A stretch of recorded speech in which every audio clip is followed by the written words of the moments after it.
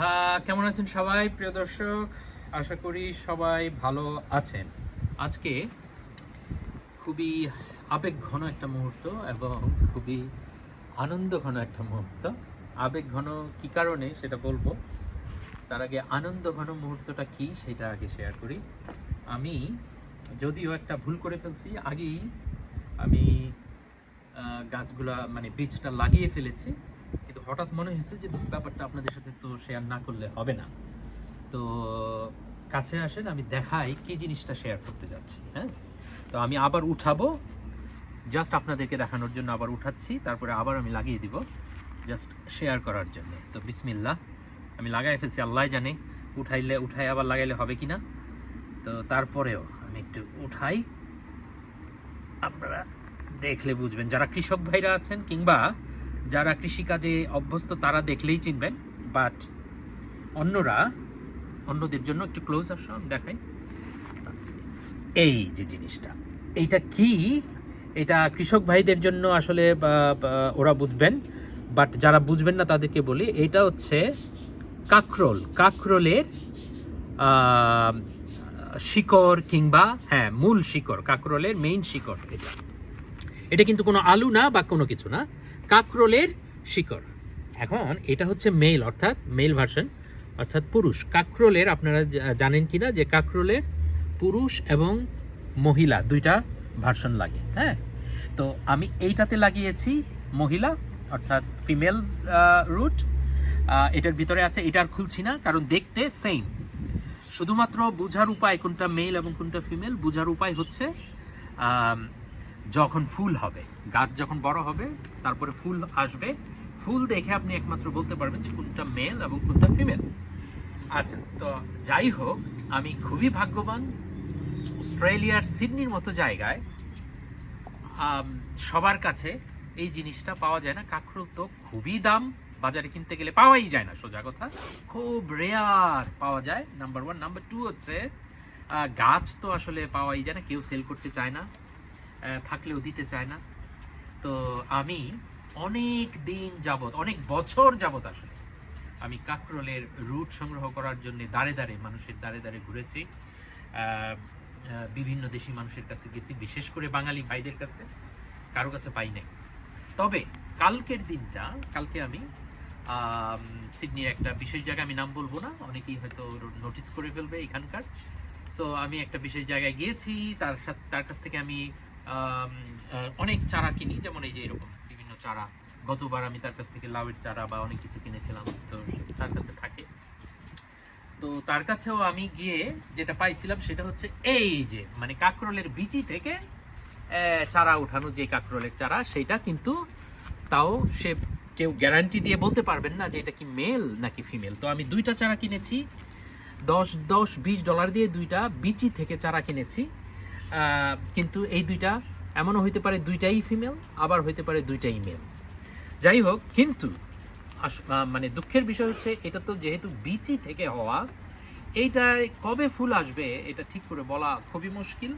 এটা 2 বছরও লাগতে পারে, আরও বেশিও লাগতে পারে বড় হইতে, কারণ এটা অ্যাডাল্ট হবে, এরকম রুট হবে, তারপরে সে ফুল দিবে। হ্যাঁ, তো সেই ক্ষেত্রে এই যে এরকম রুট যদি আমি লাগাই, সুবিধা হচ্ছে এইটা থেকে যে চারাটা হবে, এই চারাটা অলরেডি অ্যাডাল্ট হয়ে জন্ম নেবে। হ্যাঁ, অর্থাৎ এটাতে ইনশাল্লাহ এই বছরই ফুল আসবে, এবং যদি হয় আর কি চারা, এই বছরই ফুল আসবে, এই বছরই ফলও হবে, কাঁকরোলও হবে ইনশাল্লাহ।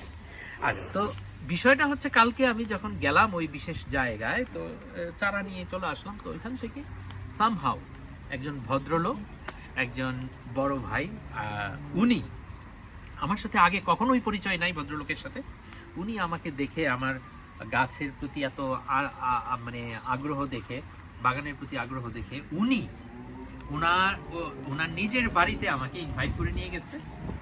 ওনার বাড়িতে নিয়ে গিয়ে ওনার কাছে একটাই পুরুষ শিকড় ছিল, এক্সট্রা আর কি, ওনার লাগানো যেটা সেটা তো আছেই, বাট একটা ছিল, এটা উনি আমাকে দিয়ে দিচ্ছেন, এবং সেই সাথে উনি আমাকে এতগুলা ফিমেলের বীজ দিয়েছেন, যেটা কিনা আমি এইটাতে লাগিয়ে রাখছি। এটা আর উঠছে না, শুধু আপনাদেরকে দেখানোর জন্য। ফিমেলগুলোও দেখতে রুট একই রকম। হ্যাঁ, তো উনি আমাকে দিছে, আমি ওনার কাছে আসলে চিরকৃতজ্ঞ।